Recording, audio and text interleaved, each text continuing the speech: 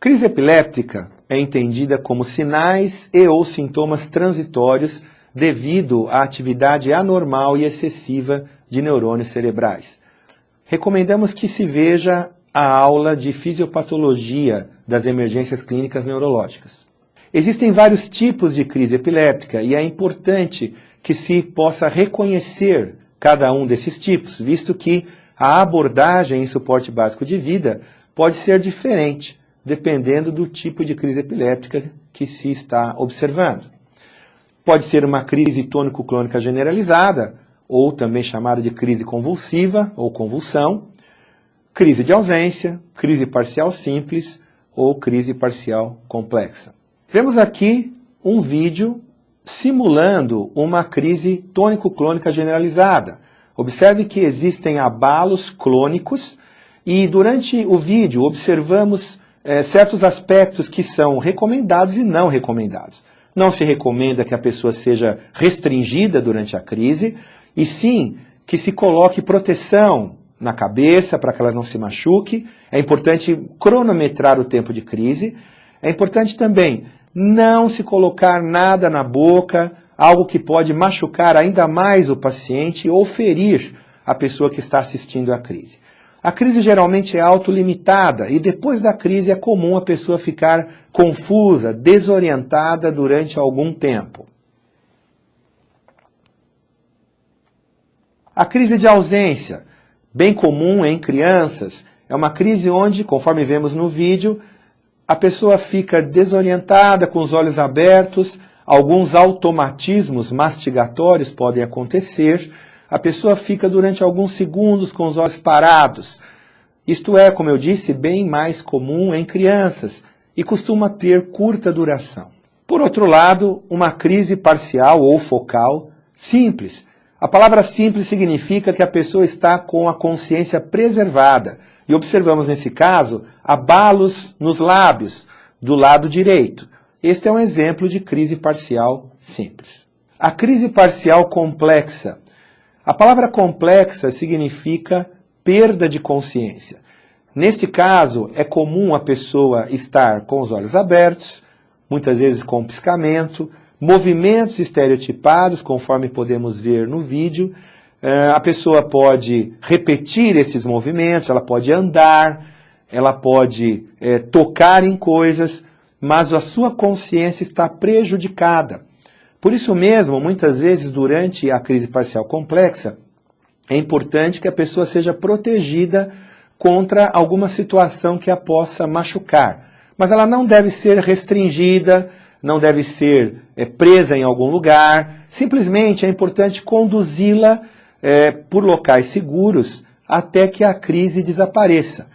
Os movimentos automáticos, o comportamento, logo, logo vai passar. Se ela for restringida, pode haver agressividade. Isto não é interessante.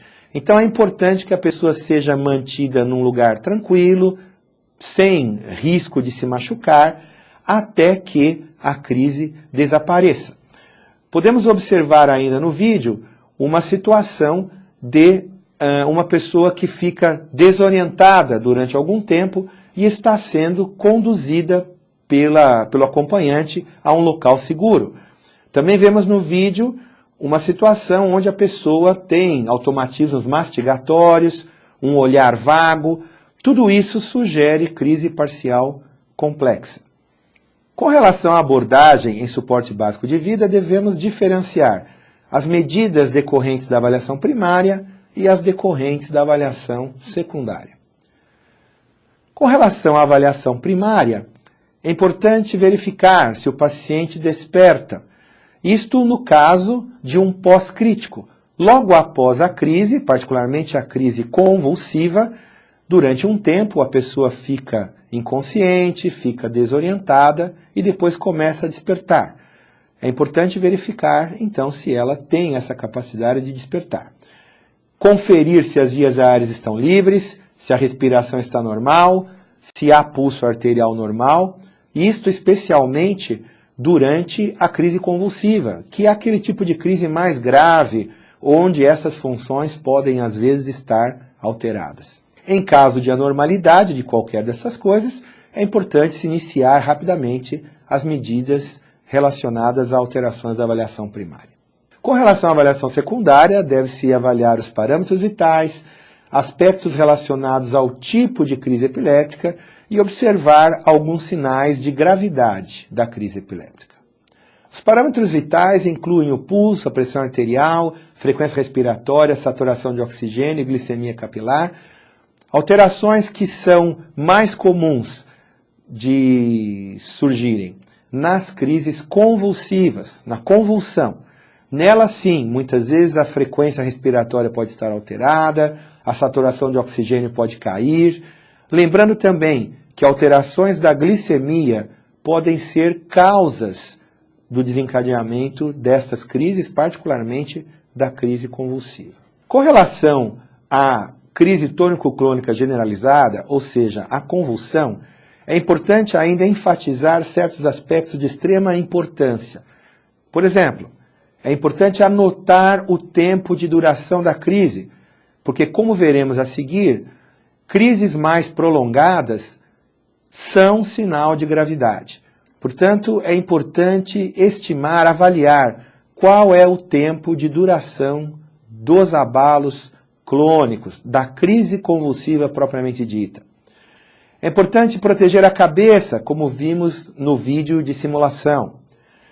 É importante virar a cabeça e o corpo para o lado, no intuito de proteger as vias aéreas, para que nem a língua ou qualquer secreção venha a obstruir as vias aéreas e comprometer a respiração do paciente. Não colocar nada na boca do paciente, nem qualquer objeto, ou mesmo o dedo ou a mão da pessoa que está assistindo à crise. Isso pode levar a ferimentos graves, tanto do paciente quanto da pessoa que, por acaso, coloca a mão dentro da boca do paciente. Não restringi-lo. É importante apenas protegê-lo de algum ferimento durante a crise, mas simplesmente esperar que a crise espontaneamente cesse. Como vemos aqui neste desenho, é importante afrouxar as roupas apertadas, deitar a vítima no solo, muitas vezes ela já vai estar no solo porque caiu no início da convulsão, apoiar a cabeça para que não haja machucado, não haja ferimento no segmento cefálico, colocá-la de lado, como falamos, para que não haja obstrução das vias aéreas pela própria língua ou por secreção. Já no caso da crise parcial complexa ou crise de ausência, em geral, não há a preocupação com relação a vias aéreas, com relação à circulação, com relação à respiração. Em geral, estas funções estão preservadas nesse tipo de crise.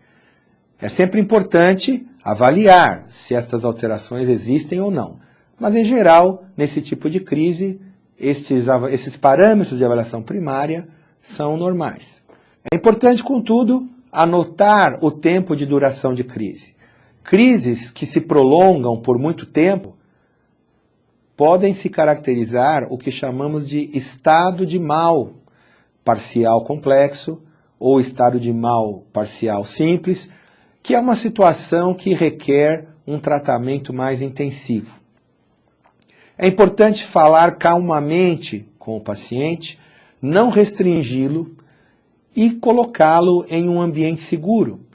Isso porque durante a crise, especialmente a crise parcial complexa, o que pode demorar um pouco mais de tempo para passar, a pessoa pode se conduzir ou estar em locais que tragam algum risco para ela, como, por exemplo, atravessando uma rua, como, por exemplo, lidando com objetos pontiagudos.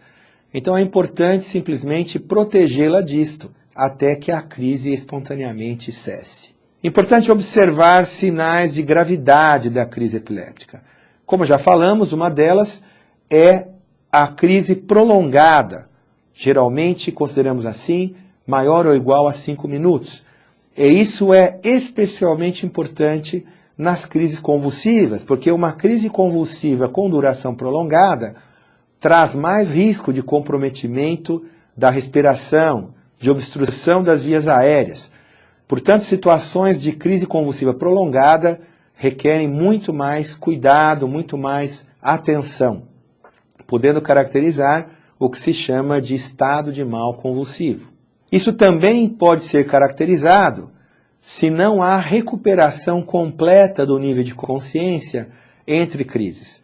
Nesses casos, o indivíduo, após uma crise convulsiva, fica desacordado e antes que ele recupere a consciência, acontece outra convulsão e assim por diante.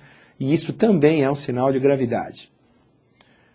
Gravidez deve ser considerada um sinal de gravidade, porque durante crises convulsivas pode haver comprometimento da oxigenação e isso pode ser bastante prejudicial para o feto.